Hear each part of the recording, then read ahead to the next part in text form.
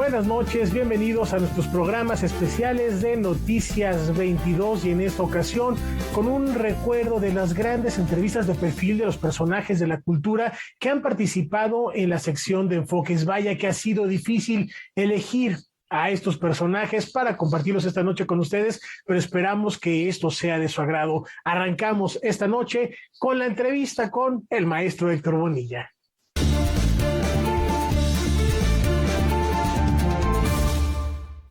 Mencionar su nombre es hablar de uno de los hitos del trabajo histriónico en México. No hay actor que no desearía medirse en los parámetros que él ha alcanzado. Y no hay público al que no haya robado el aliento en teatro, cine o televisión. Es un padre de familia que enfrenta la matanza de Tlatelolco. El improbable conferenciante Iván Ivanovich, un ladrón de casas que reencuentra a María, a quien lleva en su corazón. Es un jugador de póker, es un mosquetero. Qué gusto establecer esta comunicación con Héctor Bonilla, actor, director, productor. Muchísimas gracias. ¿Qué tal? ¿Cómo está, don Héctor? Hombre, pues abrumado por tanto elogio, pero contento de platicar contigo. Pues hace un momento me refería yo a algunos trabajos suyos, uno de ellos la obra Los Mosqueteros del Rey, y la idea de un mosquetero me parece que puede ser apropiada como metáfora para hablar de su trayectoria en la que usted se ha batido a duelo. Estudió en Bellas Artes, estudió en la Escuela Nacional de Teatro, pero no fue sencillo el inicio en el mundo de la actuación, tuvo que batallar. ¿Cómo fueron esos primeros años de su carrera, de su trayectoria? Mira, fue difícil porque en mi casa estaban muy alejados de este mundo. Entonces lo que pasó es que yo soy el último de 6 hijos. Y en tercero de secundaria estaba muy acomplejado porque yo era muy bueno para las materias biología, literatura, historia, pero química, física y matemáticas te lo brindo. Y entonces una maestra de lengua y literatura españolas en la secundaria 15 me subió al auditorio de la escuela a hacer un paso de Lope de Rueda, La tierra de Jauja. Y entonces resulta que cuando vi que la gente se reía cuando yo quería y se callaba cuando yo quería, dije, no, yo de aquí estoy, ¿qué le estoy buscando? Todavía tuve que meterme a la preparatoria, a la Facultad de Derecho, para estudiar leyes, para cumplir con la casa. Y al entrar a primero de facultad, me inscribí por mis pistolas en la Escuela de Teatro de Bellas Artes. Y heme aquí. ¿Cuándo es que aborda el monólogo de Chejov? Porque me parece que era muy joven y la verdad es que es una obra mayúscula, es un reto muy importante para alguien muy joven, ¿no? Sí, pero no solo eso, es un monólogo muy especial. Uh-huh. Los monólogos cojean en general de comunicarse con el público porque se lee una carta, se habla por teléfono, pero en este caso hay una comunicación directa porque es un conferencista. Uh-huh. Entonces está automáticamente establecido la convención de por qué se habla con el público. Uh-huh. Y bueno, pues nada más había que caracterizarse. Sí. Y pues desde muy, muy joven empecé haciendo eso, ¿no? Opté por caracterizarme delante del público y hablar de Chejov durante esta especie de prólogo. Y entonces se convirtió en un caballito de batalla para mí. Y lo ha seguido interpretando hasta recientemente. sí, para que se pueda observar el deterioro humano, La evolución. la involución No. de aquel joven que se quitaba el disfraz al final y ahora cada vez me veo peor, me veo más viejo que caracterizado. Pero imagínese esa experiencia, esa riqueza emocional que se da al personaje. Después del teatro, don Héctor, ¿qué siguió? ¿El cine o la televisión? No, era como automático porque mi lejanía con el medio era total. No tenía ninguna conexión. Entonces, caer en la televisión era lo más lógico por contacto con compañeros, ¿no? Uh-huh. Entonces fui a cafetear a Televisa, Chapultepec, y allí empecé a hacer determinados nexos y pude empezar a hacer papelitos. Tuve la fortuna de participar en una telenovela basada en una obra muy importante, La piel de Zapa, que protagonizaba Héctor Andremar. Uh-huh. Y ahí me dieron un papelito. Y así fue poco a poco, ¿no? Uh-huh. Y el cine llegó después de forma independiente, porque ahora sí que me honro en haber participado en las primeras producciones independientes fuera de la industria, que fueron pues a inaugurar una forma de hacer cine también, Uh-huh. ¿no? Hicimos El Cambio, que dirigió Alfredo Yoscovich, Uh-huh. y también Meridiano 100, que aludía al proceso revolucionario. Y bueno, pues de ahí para el real. Uh-huh.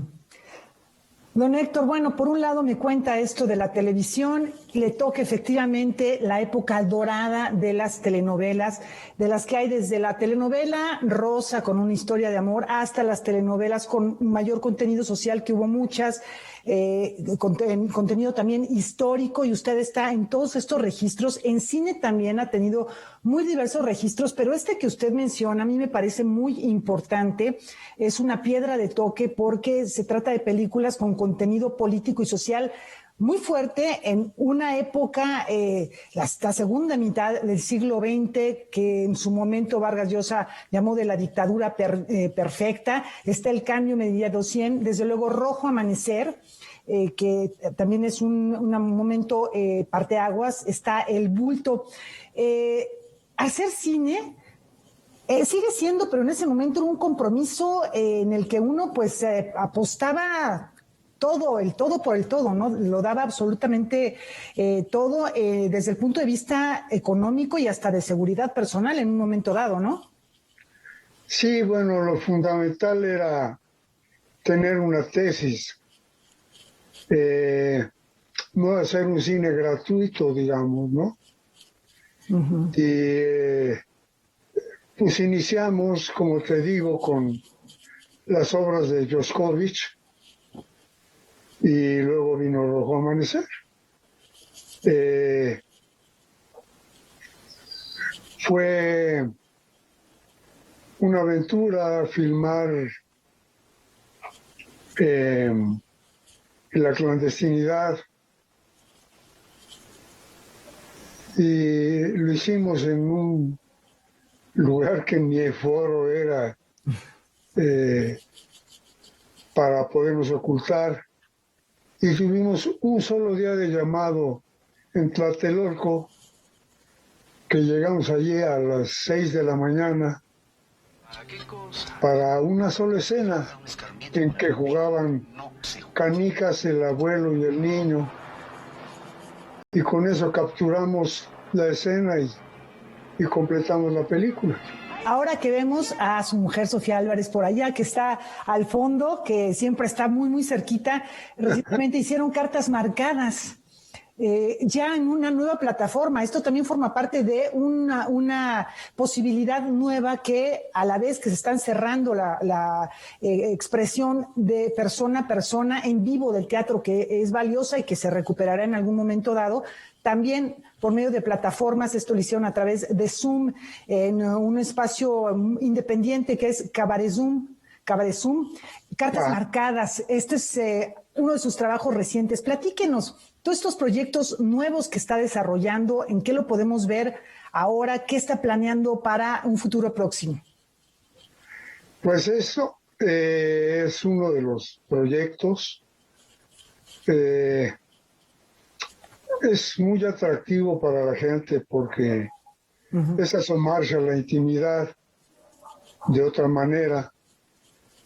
Y últimamente vamos a retomar un título.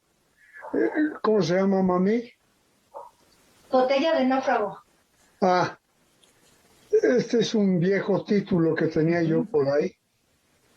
Botella de náufrago, que es como eso, aventar, a ver quién lo cacha, lo que les pueda interesar de lo que les proponemos, ¿no? Ajá. Y de esta manera haremos un proyecto más, Sofía y yo. Pues un abrazo a Sofía Álvarez, también una gran intérprete, queridísima, por todo el público, en gran medida por el público infantil, por los chavitos, por los jóvenes que crecieron escuchándola contar cuentos de la manera más hermosa que uno pueda imaginarse, y bueno, siempre apoyándose mutuamente, lo cual también es muy, muy bello ver una pareja que tanto en lo profesional como en lo personal tiene una relación tan linda. Siempre finalizo esta entrevista, esta charla, con 3 preguntas inspiradas en el cuestionario Proust, que me gustaría pedirle si me puede responder, que es como de respuesta muy rápida, casi automática. La primera sería, ¿cuál es la mayor satisfacción de su vida?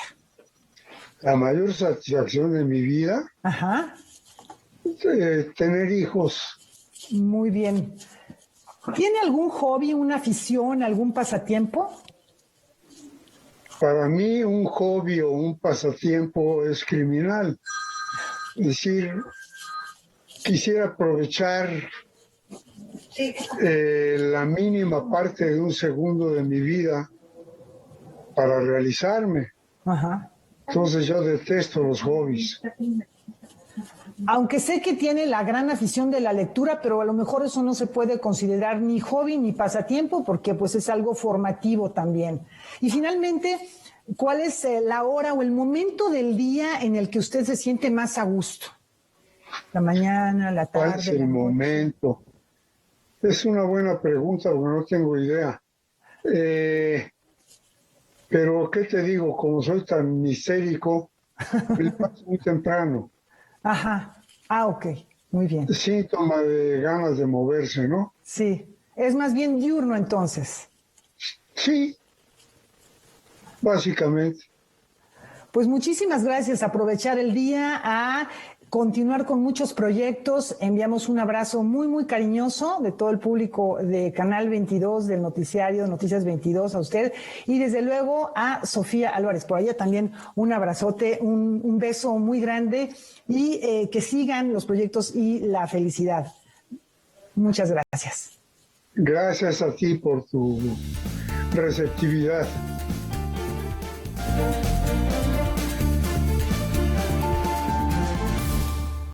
También memorable la entrevista con Rosa Montero este 2021 en Enfoques. Vamos a recordarla.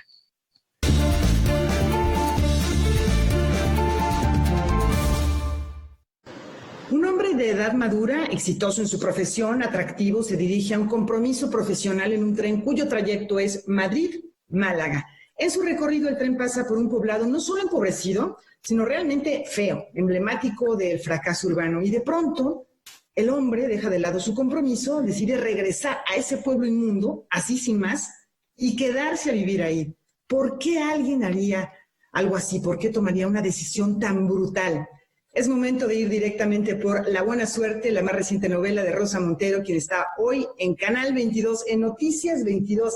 Qué alegría tenerte por acá, Rosa. Gracias por aceptar platicar con nosotros estos minutos. Estoy encantadísima de volvernos a ver, aunque sea virtualmente ya a esta distancia, y de hablar contigo. Rosa, me parece que esta novela tiene su origen no en una historia muy concreta, como en el caso de otros de tus relatos, sino en una imagen justo en un viaje que hiciste. Pero todas surgen de lo que yo llamo el huevecillo, que suelen ser una imagen completamente enigmática que aparece en tu cabeza y tienes que escribir la novela para explicártela. Así que en eso no se diferencia de las demás novelas. Y esta, en efecto, me pasó eso, ¿no? Yo iba a Málaga a un acto en un lugar de un pueblo de Málaga, de un club de lectura, y levanté la cabeza como mi protagonista en el primer capítulo, miré por la ventana, se había parado el tren en un sitio que no he vuelto a encontrar, que era en medio de estaciones, y era un sitio horroroso, como tú acabas de decir. Y había un balconcito con ese horrendo, todo picado y oxidado, con ese cartel escrito a mano de "Se vende". Y yo pensé, qué horror, no lo va a vender jamás. Encima de las vías, es el ejemplo del horror y del infierno urbano y del fracaso.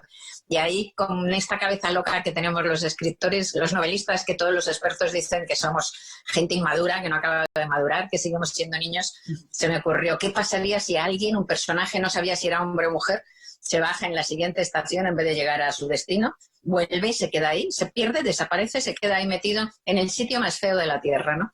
Y yo tampoco sabía qué iba a pasar, así surgen las novelas. Tienes primero que mirar, ver si es un hombre, si es una mujer y por qué. La novela encierra ese misterio que es muy fuerte, es muy denso, y de hecho está dosificado todo. Hasta el 5º capítulo o 6º, por ejemplo, no se sabe la profesión del tipo, ¿no? Y entonces es un misterio, digamos, existencial, ¿no? ¿Por qué hace alguien algo tan raro, ¿no? ¿Qué razones hay detrás?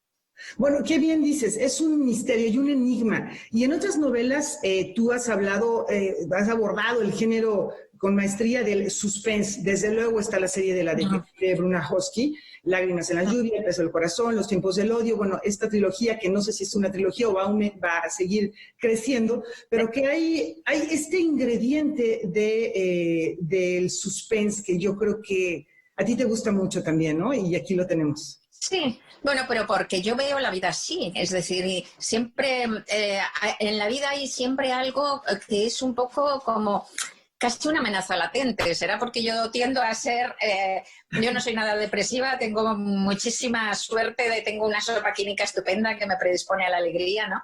A ese placer animal de sentirte viva, pero soy tendente a la angustia, ¿no? Ataques de angustia y esas cosas. Entonces tienes siempre la sensación de que en la vida siempre hay algo que puede ser amenazador, algo que puede acabar mal. Bueno, de hecho la vida acaba mal porque nos morimos, ¿no?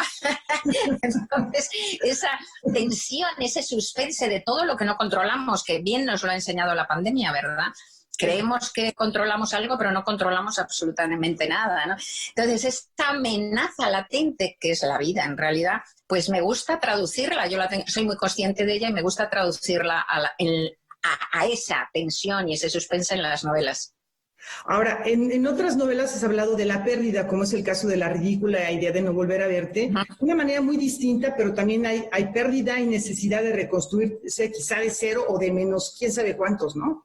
Sí, claro, cuando se baja este hombre y se va allí, pues tú dices, está huyendo de algo, está huyendo de alguien, de sí mismo, ¿por qué se queda? No podemos decirlo, porque efectivamente estropearíamos el enigma, pero sí que en realidad lo que le ha pasado a este hombre es algo más grande todavía que escapar de algo, que también puede que sea verdad, pero lo que le ha pasado es que ha sido herido por el rayo de la destrucción. Digamos que ha tenido un pequeño apocalipsis en su vida, ¿no? Y entonces, un enorme apocalipsis, pequeño porque se refiere a una sola vida, me refiero, ¿no? Y entonces se le ha desbaratado de la existencia completamente. Cuando se baja del tren, se está bajando de su propia vida. Es metafórico, es simbólico y se queda ahí deshecho, realmente deshecho. Entonces, necesita volver a aterrizar, poner los pies sobre el suelo y reinventarse y recuperar la esperanza en un futuro, recuperarse como persona. Y lo consigue hacer a lo largo de la novela. quizá de todas mis novelas, creo que es la novela más luminosa que he hecho, gracias a un personaje del que seguro que hablaremos, que es Raluca, ¿no? Que es un personaje lleno de fuerza, de vida y de esperanza, ¿no? Pero fíjate que lo curioso es que eso que le está pasando a este personaje, que ese apocalipsis personal y esa necesidad de reinventarse, es un poco lo que es la pandemia. Yo terminé esta novela, la empecé, se me ocurrió ese viaje de tren, lo hice el 29 de abril del 2017. Wow. Y terminé el borrador de trabajo, que es mucho más que el primer borrador, ya solo falta una revisión final, ¿no? Lo terminé a principios de enero, cuando ni siquiera había habido casos en Wuhan, o sea, no sabía nada de la pandemia y, sin embargo, tiene como por esa cosa de la magia de la literatura, como resonancias con lo que vivimos, ¿no? Es curioso. A veces hay unas coincidencias que parecen brujería. Bueno, justamente sin delatar la trama de la novela, hay algunas frases que a mí me resonaron mucho concretamente con acontecimientos, con situaciones actuales. En un momento dado, la narradora o el narrador dice sobre el protagonista, dice, es una ausencia completa de destino, es como andar sin huesos, refiriéndose al personaje. Y yo siento que ahora estamos un poco perdidos y estas metáforas que hay del hombre que no está viendo su vida, que la vida está pasando, pero él está metido en su teléfono celular y está así como sin huesos, estamos reblandecidos. Sí. Separados del mundo. No, es que tiene una resonancia esta novela con la realidad que vivimos increíble, que es ha sido completamente casual, pero que hay ecos en todas partes y hasta ecos en lo formal, que es increíble, porque el hombre en realidad se confina, se mete en esa casa y se confina, ¿no? O sea, que esto se me ocurrió hace 3 años, ¿no? Y no solo eso, como me decía una grandísima periodista de la radio aquí de España, me decía, sí, pero no solo se confina, además es que usa todo el rato toallitas desinfectantes. Para limpiar, que es algo que traemos tiempo en la bolsa. Es verdad, casualidad. Y también ese fondo, que es lo importante, ¿no? Como te digo, es un hombre herido por un apocalipsis y que tiene que reconstruirse. Es lo que nos está pasando a todos. Y la conciencia de la incertidumbre de la vida, ¿no? Antes de la novela he puesto una cita de Lorenzo de Médicis, un señor del Renacimiento italiano, como bien sabes, de Florencia, y dice, quien quiera estar contento, que lo esté. El mañana es incierto. Bueno, esto es es un poema de él, ¿no? Pero son frases que han sido ciertas toda la vida, pero ahora cómo resuenan, ¿no? Porque ahora sabemos más que nunca que el mañana es incierto, ¿no? Y que si queremos estar contentos, mejor lo debemos estar ya hoy mismo, ahora mismo, ¿no? Bueno, a ese respecto hay otra frase que dice, un acuerdo con la vida, un acuerdo con uno mismo es el único éxito al que podemos aspirar. O sea, estamos hablando del hoy, otra vez, sí. Del presente. Sí, pues fíjate que es que quizá, en realidad, lo que ha hecho la pandemia simplemente es enfrentarnos cara a cara a todos los grandes retos de la existencia. Lo que pasa es que cuando vivíamos antes de la pandemia, la vida esa aturullada que llevábamos tan fuera de nosotros, ¿no? De acá para allá, corriendo, y en los momentitos en donde a lo mejor podíamos reflexionar, pegándonos al smartphone para no pensar, para no encontrarnos con nosotros mismos, ¿no? Pues entonces la pandemia, todo eso estaba antes también. Yo todo eso ya era de lo que estaba escribiendo en los últimos 3 años. Todo eso está, como escribía Lorenzo de Médicis hace 500 años, ¿no? Ya está. Pero nos las estábamos apañando para olvidarnos, para aturdirnos, para cerrar los ojos a eso que es la verdad de la vida, la verdad de la existencia, ¿no? Entonces, a lo mejor la pandemia nos puede proporcionar el espacio a golpes, porque verdaderamente está siendo un trauma brutal para todo el mundo, ¿no? Para todo el planeta, quiero decir. Pero a lo mejor pues nos puede forzar a golpes a intentar aprender algo, ¿no? Ojalá sepamos aprender algo de la pandemia, ¿no? Sí. Bueno, por ejemplo, se habla hoy actualmente mucho de esta palabra que ya desde luego ya existía, pero que la hemos usado continuamente con la contingencia sanitaria, que es la resiliencia. Y bueno, el ser humano enseguida cría hábitos, somos animales de costumbres. También hay una forma de adaptarnos a las circunstancias terribles que sean, en un sitio puede ser horrible y podemos vivir ahí, podemos dormir ahí, podemos quedarnos en un pequeño cuartito. Esto también tiene muchas resonancias, creo que tiene un nivel ahí muy filosófico, yo sé que tú estudiaste psicología, conoces muy bien de psicología humana, entonces me parece un libro con una agilidad verbal, con una ligereza, que tú también has dicho eso, me parece muy cierto que la novela es un género de madurez, que tú tienes ya una maestría en esto, pero que tiene resonancias muy profundas, muy de pronto. Muchas gracias, me encanta que te lo parezca. Desde luego es un misterio existencial y de lo que trata es de eso, de la vida. Mira, yo toda mi vida he estado intentando escribir en las novelas, intentando profundizar justamente en eso, en ese filo, en ese cráter de la vida, no llegar a la lava de lo que somos, tocar un poco, ¿no? Esa sustancia que está ahí abajo y que desnuda de todo, pues nos puede hacer entendernos y entender el mundo, ¿no? Y es muy difícil, es muy difícil bajar hasta ahí abajo y es muy difícil desnudar toda el oropel y los disfraces pero bueno, lo he ido intentando y realmente yo creo que en esta novela es donde lo he conseguido más. Digamos que tengo la sensación de haber podido tocar más cerca que ninguna otra vez eso, lo que es la esencia misma de la vida, lo que son las dudas, lo que son los miedos, lo que es el placer, lo que es la emoción, lo que es la belleza y el horror, ¿no? Uh-huh. El bien y el mal también, que es otro de los temas de esta novela, ¿no? Entonces, sí que creo que he ido muy abajo, manteniendo al mismo tiempo esa aparente sencillez, porque para llegar allá abajo tienes que desnudarte de todo, ¿no? Decía John Steinbeck, que lo mejor es siempre lo más simple, pero que para ser simple lo malo es que había que pensar mucho. pues eso, sí. Para llegar a eso hay mucho trabajo, hay mucha reflexión. Bueno, desafortunadamente no tenemos todo el tiempo para hablar de una cantidad de temas, pero está ahí, por ejemplo, el tema del consumo, el paraíso del consumo en Pozo Negro. Hay un supermercado, como en todos lados, que es una especie de Disneylandia también, ¿no? Está la parte luminosa que mencionabas, ¿no? De Raluca, que es una parte luminosa. Está el tema que también golpea de Regina, la socia de Pablo Hernando, que es una mujer madura, con dinero, con poder, pero lo cual dificulta absolutamente su vida amorosa, ¿no? Exacto, sí, efectivamente.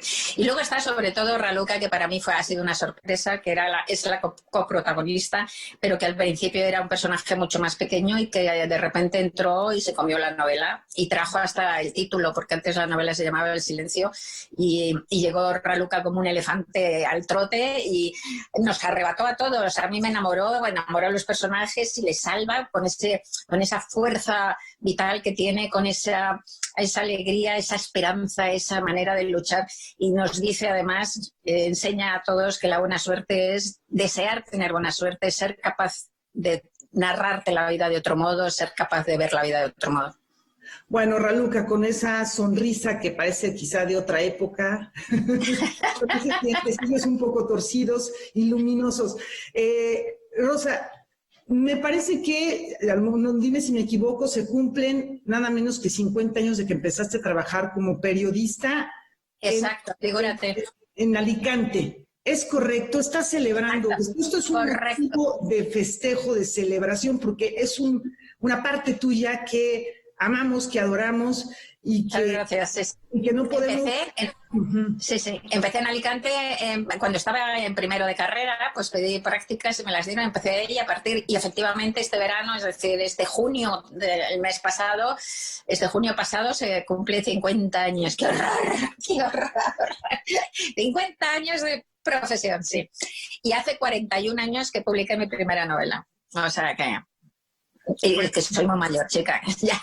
El aniversario es muy mayor en términos literarios, Rosa. Esa es la realidad. En términos periodísticos, nada menos en 2018 publicaste, a finales de 2018 publicaste un artículo llamado Una ballena varada en una playa, que te valió el Premio Internacional de Periodismo Ciudad de Cáceres, que pues es muy valioso, muy importante. Entonces, bueno, con este pie en el periodismo, con este pie en la literatura. La verdad es que nos tienes pendiente de todo lo que haces. No podemos dejar pasar este aniversario que es muy, muy valioso. Y bueno, siempre finalizo esta entrevista, que es una entrevista especial de la semana que hacemos en el noticiario Noticias 22 de Canal 22, con 3 preguntas inspiradas en el cuestionario Proust. Y bueno, pues son preguntas, ya sabes, de respuesta automática, inmediata. A ver, dale, las aceptas, a ver qué tal salen. Bueno, claro que sí, dale. La pregunta la introduzco sí, diciendo que, bueno, sé que tú tienes a Carlota, a Petra, que tienes a tus perritas que amas, tú amas a los animales, los has defendido en artículos, a los perros, en fin, en general tienes una colección de objetos de salamandras, en fin, pero muy aparte que tú los amas a todos ellos, si tuvieras que reencarnar en un animal y te dieran a elegir, ¿cuál sería ese animal? Voy a ser muy aburrida porque voy a decir un perro, porque verdaderamente siento una afinidad tremenda, pero la otra posibilidad sería en una ballena. Me encantan, las ballenas son inteligentísimas, son gigantes, dulces y maravillosas, o sea, que hablan diversos idiomas, que, en fin, me encantan. Estoy enamorada de las ballenas. Extraordinario. ¿Algún placer sencillo a lo largo de un día cualquiera? Pasear por la naturaleza con mis perras o escuchar música, porque la música para mí es una pasión absoluta. Sin música creo que me moriría, realmente. Me gusta tanto como la literatura. Y Rosa, finalmente, si un genio te concediera un solo deseo, ¿cuál sería ese deseo? Bueno, esa pregunta durante muchos años he dicho que sería maravilloso poder tener primero un solo deseo, es que es muy triste, pero bueno, un amor que creciera con el tiempo. No que se apagara, que es lo que suele pasar, sino un amor que creciera con el tiempo. Pero hay otro deseo buenísimo que es el don de lenguas, hablar todas las lenguas del mundo, ¿no te parece genial?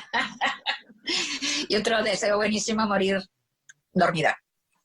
Claro, sí, una buena muerte, yo creo que es algo que todos deseamos.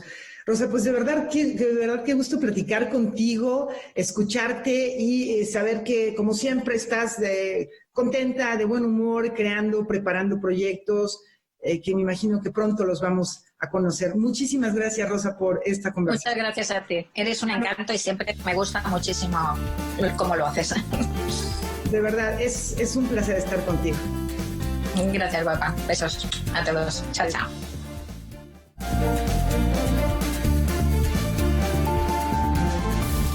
¿Y qué les parece si continuamos con algo de música? También la maestra Teresa Rodríguez estuvo presente en Enfoques.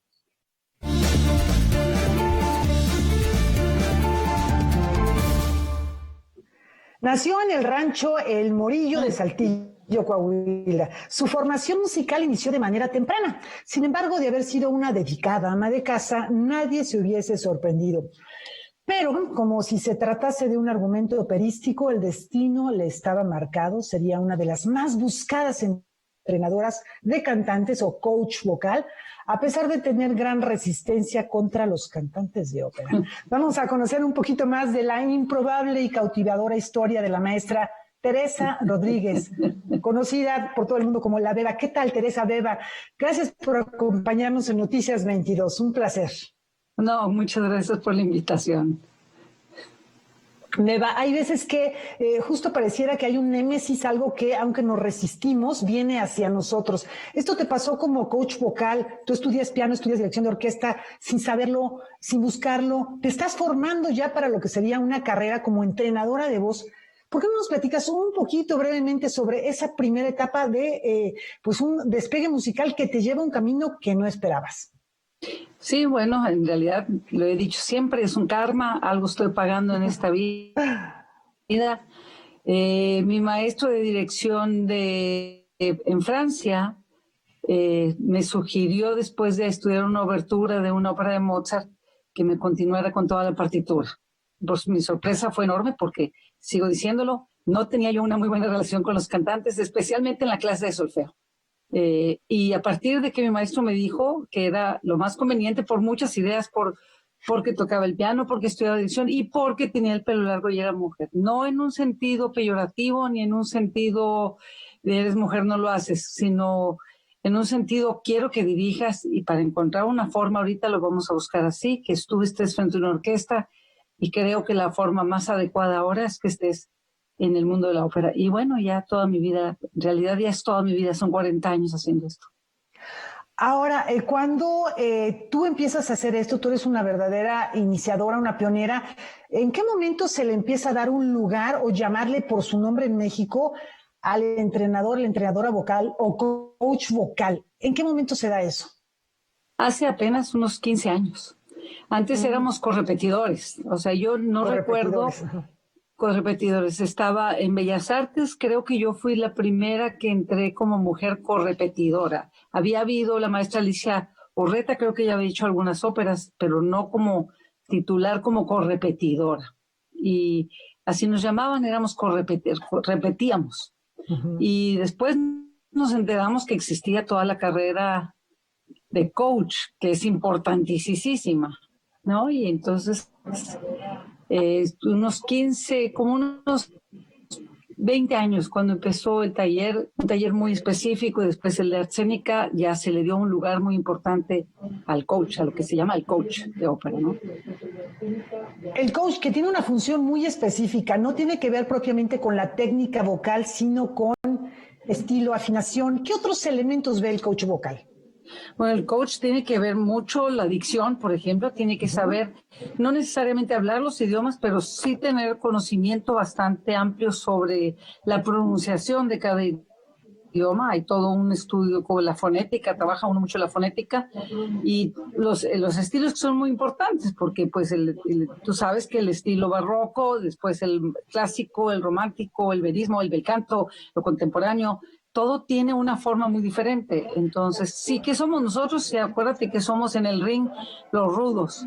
Los técnicos, pues son los técnicos. Y nosotros venimos a formar parte de ser los rudos en el ring. Tú eres pianista, directora de orquesta que ya mencionamos. Dominas perfectamente el alfabeto fonético internacional. Tienes una memoria extraordinaria, un oído musical que es indispensable para poder desarrollar este trabajo. ¿Qué otros elementos requiere un coach vocal? No sé si a lo mejor algunos que tienen que ver con la disposición del carácter, la personalidad. Sí, fíjate que sí hay una personalidad muy específica en los coaches, sí tenemos nuestro nicho extraño, ¿no? Sí, porque hasta donde yo sé, muchos coaches no les interesa tanto estar en el escenario, nos gusta estar atrás, nos gusta estar empujando, nos gusta estar impulsando. Claro, somos muy criticones, ¿verdad? Es difícil, yo no le invito a nadie que se siente a mi lado cuando estoy viendo una ópera, porque como coach voy a tratar de corregir lo que no está correcto, no voy a tratar de hacerlo mejor.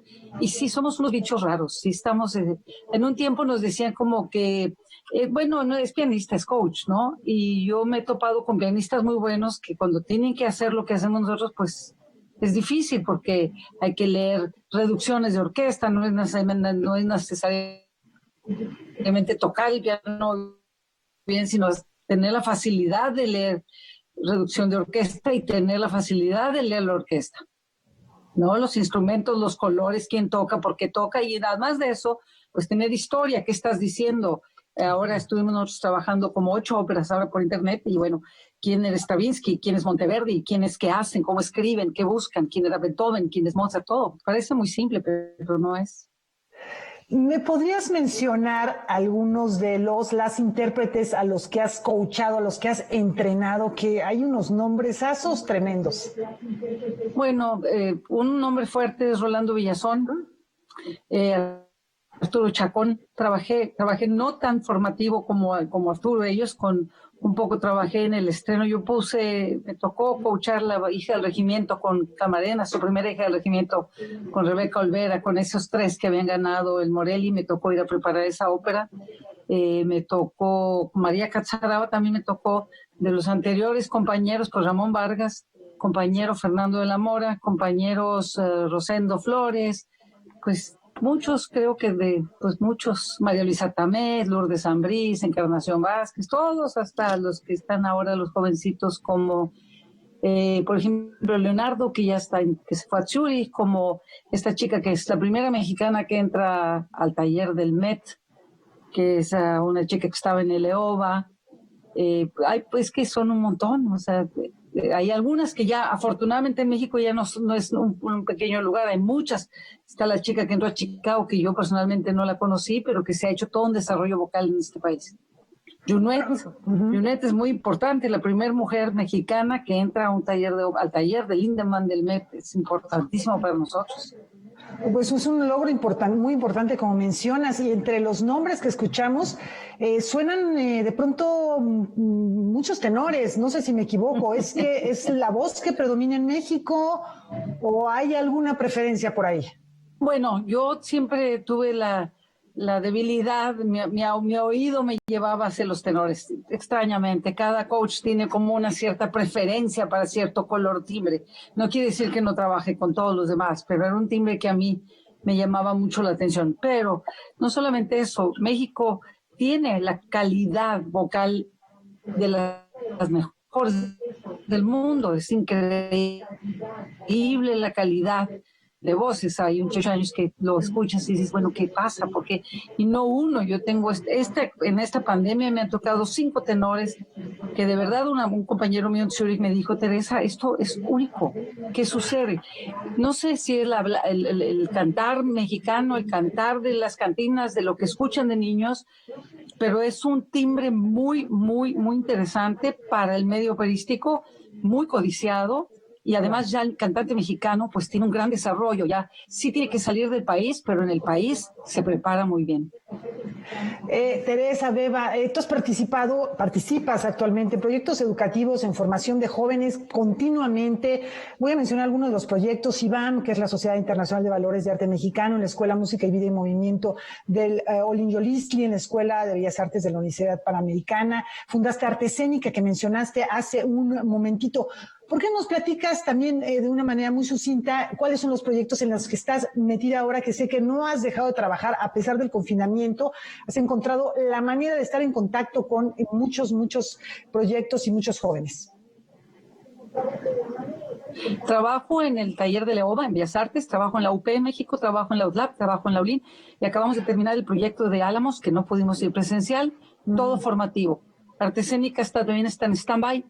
Ahora me invitaron a trabajar en ópera en el cine, que es un proyecto muy interesante que ganó México en Escena, que llevan la ópera al cine, en cine mudo, que es un proyecto que me gusta mucho. Estuve invitada a trabajar, todavía estoy trabajando en ese proyecto, pero generalmente es formativo. Ahora no solamente con cantantes, ya tengo unos cuantos alumnos talentosísimos de dirección de orquesta que quieren trabajar en este mundo de la ópera. Entonces es muy interesante para mí dar un giro y ahora dar clases de dirección de orquesta muy enfocado a todo este trabajo de arte vocal. Bueno, pues qué bueno que se estén desarrollando estos proyectos y hay más a lo largo del año 2021. Ojalá que nos mantengas al tanto de lo que estés desarrollando, nos gustaría mucho saberlo. Y bueno, para terminar esta conversación, tengo para ti unas cuantas preguntas que tienen que ver con el cuestionario Proust. Son preguntas así como casi de respuesta un poco automática, un poco inmediata. Y si me permites hacértelas, ¿verdad? Sí. Vamos a ver qué sale. Sí. A ver, dime por favor, un logro profesional del que te sientas muy, muy orgullosa. Ser directora de orquesta. Bueno, si tuvieras un superpoder, ¿cuál elegirías? El poder apoyar. Poder apoyar, excelente, que es algo que has hecho toda tu vida. Y finalmente, algo que te gustaría cambiar de la educación musical de México. Me encantaría trabajar con niños, con las primarias en los kinders. Pues una gran expectativa. Yo creo que si pudiésemos tener esa posibilidad, surgirían muchos más intérpretes y creadores de música, creadoras de música en distintas áreas. Teresa, muchísimas gracias, Teresa Rodríguez, querida Beba, por estar con nosotros. Esperamos que esta selección de charlas haya sido de su agrado y antes de despedirnos les recordamos que continuamos con los especiales de Noticias 22, así que manténganse en sintonía. Muchas gracias y muy buenas noches.